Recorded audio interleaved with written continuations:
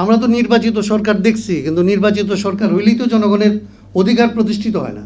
তাইলে এই নির্বাচিত সরকার যাতে আসলে জনগণের বিরুদ্ধে দাঁড়াইতে না পারে, সে সাংবিধানিকভাবে অন্তত যাতে না দাঁড়াইতে পারে, তাহলে সাংবিধানিক ক্ষমতা কাঠামোর একটা পরিবর্তনও চাই। আমাদের শহীদদের, আমাদের সন্তানদের আসলে জীবনদানকে অর্থবহ করার জন্য তার চাইতেও বেশি ভবিষ্যতের বাংলাদেশকে আসলে এই রকমের আবারও কোনো রক্তক্ষয়ী পরিস্থিতির মধ্যে যাতে না পড়তে হয় সেটা মোকাবেলা করার জন্যে এইখানে আমরা যারা আসলে রাজনীতি করে আসতেছিলাম, যারা লড়াই করে আসতেছিলাম, যারা আমাদের নিজেদের মধ্যে বিভিন্ন রকমের ভিন্নমত সত্ত্বেও কোথায় কোথায় কখন ঐক্যবদ্ধ হইতে হয় সেইটার অভিজ্ঞতা যারা আমরা অর্জন করছি এবং অভিজ্ঞতা দিয়ে আসলে একসাথে হয়েছি, তাদের নিজেদের মধ্যে এই আলোচনা নিজেদের জায়গা থেকে আসলে উত্থাপন করতে হবে। সেই জায়গা থেকে রাষ্ট্র সংস্কার আন্দোলন ক্ষুদ্র পরিসরে আজকের এই আলোচনাটা আসলে উত্থাপন করছে। আমরা যেটা মনে করি যে আমাদের এই আলোচনার মধ্যে আমাদের প্রথম দিকে যে আসলে যে প্রবন্ধটা কিংবা আসলে ছোট নিবন্ধটা পাঠ করা হয়েছে, সেখানে কিছু থিওরিটিক্যাল প্রসেসের কথা বলা হয়েছে। সেইটা নিয়ে আসলে একমত হইতে পারেন, ভিন্নমত হইতে পারেন, কথা হইতে পারে, কিন্তু এটা একটা গাইডলাইনের মতো, ওইটা বড় ব্যাপার না। আমরা মনে করি যে আকাঙ্ক্ষাটা এবং প্রয়োজনটা এইটা যদি আমরা উপলব্ধি করি তাইলে, এবং আমাদের নিজেদের অবস্থান থেকে আমরা যেটা বলি যে আমাদের এই রকমের পরিবর্তন, এই সংবিধানের মতো একটা জিনিসের পরিবর্তন, ধরেন বিদ্যমান কাঠামোর মধ্যেও যখন আমরা করি, তখন ধরেন সংবিধান সংশোধন করতে হইলো, ধরেন পার্লামেন্টের একটা ক্ষমতা আছে, পার্লামেন্ট সংবিধান সংশোধন করতে পারে। সংশোধন শব্দটা খুবই ন্যারো, খুব ছোট একটা জিনিস পারে, কিন্তু সেটা করতে গেলেও তার পার্লামেন্টের 2/3 মেজরিটি লাগে। তার মানে হচ্ছে যে আপনি একটা আইন বানানোর জন্য সিম্পল মেজরিটিতে আপনি আইন করতে পারেন, কিন্তু ধরেন সংবিধানে বলা আছে একটা জায়গার মধ্যে স্থানীয় সরকার, আমরা যেটা বলি এটা ধরেন সংবিধানে বলা আছে স্থানীয় শাসন, আবার ইংরেজিতে বলা আছে এটা লোকাল গভর্নমেন্ট। এটাকে যদি আপনি চেঞ্জ করতে চান, আপনি যদি মনে করেন যে আসলে ইংরেজির সাথে আসলে স্থানীয় শাসনটা যায় না কিংবা স্পিরিটের সাথে, এইটুকু পরিবর্তনও যদি আপনার করতে হয় তাহলে 2/3 মেজরিটি লাগে।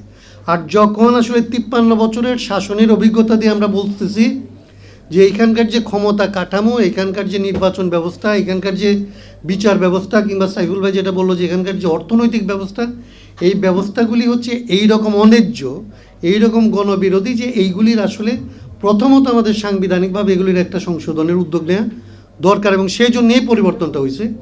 তাইলে এই রকমের পরিবর্তন 2/3 মেজরিটির ব্যাপারও না, এটা তার চাইতে আসলে বড় ঐকমত্যের ব্যাপার, জাতীয় ঐকমত্যের ব্যাপার, জাতীয় সমঝোতার ব্যাপারটা সেই জায়গা থেকে আমরা মনে করি গুরুত্বপূর্ণ।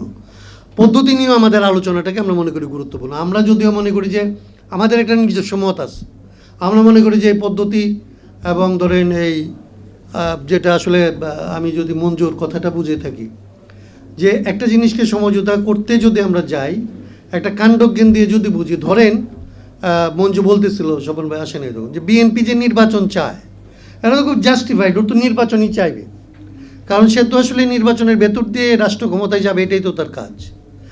আবার জনগণের দিক থেকে আমরা যারা ধরেন নির্বাচনও চাই, কিন্তু আমরা যারা চাই, যেটা যে ডক্টর হালিমজাদ খান তার প্রশ্নে বলছিল যে আমরা তো নির্বাচিত সরকার দেখছি, কিন্তু নির্বাচিত সরকার হইলেই তো জনগণের অধিকার প্রতিষ্ঠিত হয় না।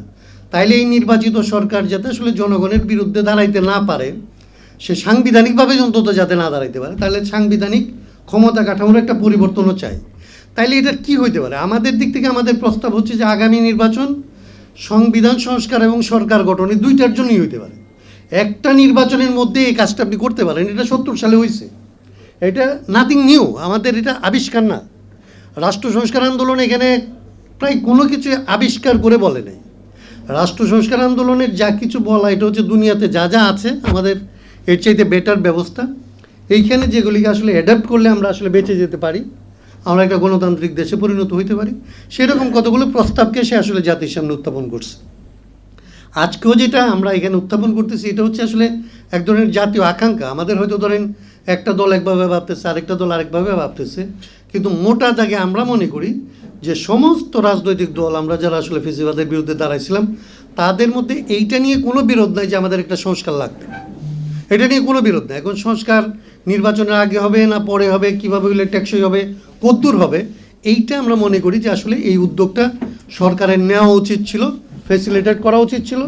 এই সরকার এই 6 মাসের মধ্যে করে নাই, রাজনৈতিক দলগুলিকে এটা করতে হবে। আমরা উদ্যোগ নিচ্ছি বা আমরা এই সবার মধ্যে ডাকছি, শুধু আমরা এটা পারবো এটা মনে করে না, আমরা এটা ডাকছি এই জন্যে আমরা মনে করি যে আমাদের রাজনৈতিক দলগুলি এটা পারে। আমরা সেখানে আসলে তাদের সাথে থেকে জাতির এই যে আমি রুবেলের কথাই বলতে চাই যে এখন পর্যন্ত একটা সমস্যার মধ্যে আছে, এটার সমাধান করতে পারি, এটা যেন সংকটে পরিণত না হয়, আমরা যেন দীর্ঘমেয়াদী কোনো সংকটে না পড়ি, সেই দিকে আমাদের সবাই ঐক্যবদ্ধভাবে কাজ করব। 31 দফা নিয়ে আলাদা কথা আছে, সেটা এখন গেলাম না, কারণ এটাও সমঝোতায় আলাপেরই বিষয়। অতএব বিএনপির সাথে যদি আমাদের ভিন্নমত থাকে, কিংবা গণতন্ত্র মঞ্চের ভেতরে আমাদের যদি ভিন্নমত থাকে, গণতন্ত্র মঞ্চের বাইরে থাকে, এগুলি আলাপ করেই আসলে আমাদেরকে একটা পথ বের করতে হবে। সেই জন্য আজকের টেবিলটাই সে আলাপ করার জায়গা না। তো আমরা মনে করি যে আলাপ যে আমাদের করতে হবে, আর এটা যদি সরকার উদ্যোগ নাও নেয়, তাইলে যে রাজনৈতিক দলগুলির স্ব উদ্যোগে এটা করতে হবে, এইটুকু বলার জন্যে আপনাদেরকে আজকে এইখানে আমরা হাজির করার কষ্টটা দিচ্ছি।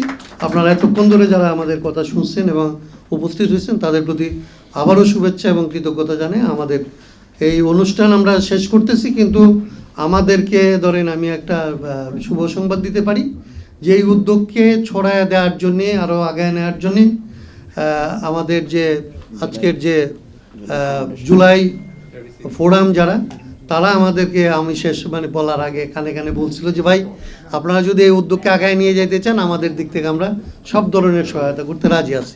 তো এটা একটা সুসংবাদ আপনাদের জন্য বলি, আমরা এটাকে ছড়ায় দিতে চাই। এবং আমি এই কথাটা বলে শেষ করতে চাই যে মঞ্জুর যেটা বলছে, আমাদের শক্তি হতো বিএনপির মতো নির্বাচিত হওয়ার মতো শক্তি নেই, কিন্তু জনগণের যে আকাঙ্ক্ষা, এইটাকে যদি আমরা স্পষ্ট করে তুলতে পারি, তাইলে বিএনপিকে বাধ্য করা কিংবা নাগরিক কমিটিকে বাধ্য করা কিংবা অন্যদেরকে বাধ্য করা, ভালোর জন্য বাধ্য করার জন্য জনগণকে জাগ্রত করার ক্ষমতাটা আমাদের আছে। এই ক্ষমতাটা আমরা আসলে প্রয়োগ করব। আপনাদের সবাইকে ধন্যবাদ।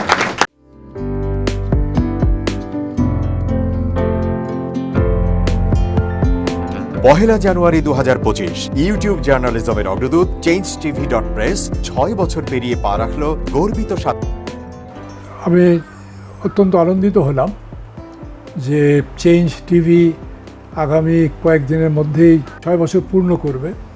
আর হাঁটি হাঁটি পা পা করে চলা শুরু করে এখন সে বেশ দৌড়াদৌড়ি করছে বলা যেতে পারে। ও নামটাও অত্যন্ত বলবো যে সিগনিফিক্যান্ট, যে চেঞ্জ, এই গণঅভ্যুত্থান কিন্তু চেঞ্জ চেয়েছে। সেই হিসেবে তোমার টেলিভিশনের, তোমার এই চ্যানেলের নামের একটা যথেষ্ট মিল পাওয়া যায়। আমার প্রত্যাশা যে এই গণঅভ্যুত্থানের যে প্রত্যাশা, যে আশা আকাঙ্ক্ষা, চেঞ্জ টিভি সেটিকে এগিয়ে নিয়ে যাবে। তোমাকে শুভেচ্ছা। চেঞ্জ টিভি যারা সম্পৃক্ত আছেন, যারা কর্মী আছেন, সামনে পেছনে সকলকে আমার শুভেচ্ছা। changetv.press এক ফোঁটা হলুদ নেই। Online TV channel change TV 6 বছর ধরে ওনারা কাজ করে যাচ্ছেন। ইতিমধ্যে জনগণের হৃদয়ে স্থান করে নিয়েছেন। প্রায় 22 লাখ সাবস্ক্রাইবার আছে। আর যে কোনো অনুষ্ঠান 10 লাখের মতো মানুষ এটা প্রতিদিন মানুষ দেখে থাকে। আমিও এই চ্যানেল নিয়মিত দেখি। তো চেঞ্জ টিভির পক্ষে আমিরুল মোমিনিন মানিক সাহেবের উপস্থাপনা, প্রশ্নের ধরন, এগুলো জনগণ দেখতে চায়, শুনতে চায়। আমি চেঞ্জ টিভির উত্তরোত্তর সমৃদ্ধি কামনা করছি। changetv.press এক ফোঁটা হলুদ নেই।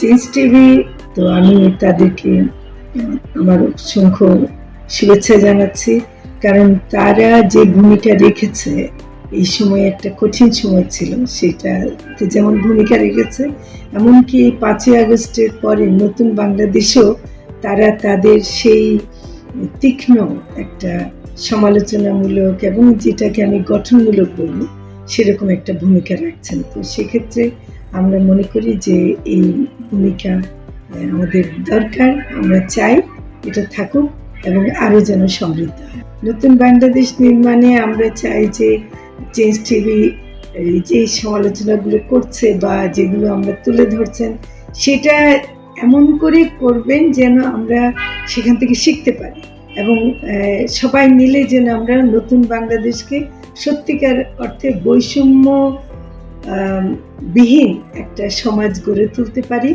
সেটা আপনারা সহজ চেষ্টা করুন। changeTV.press, এক ফোঁটা হলুদও নেই।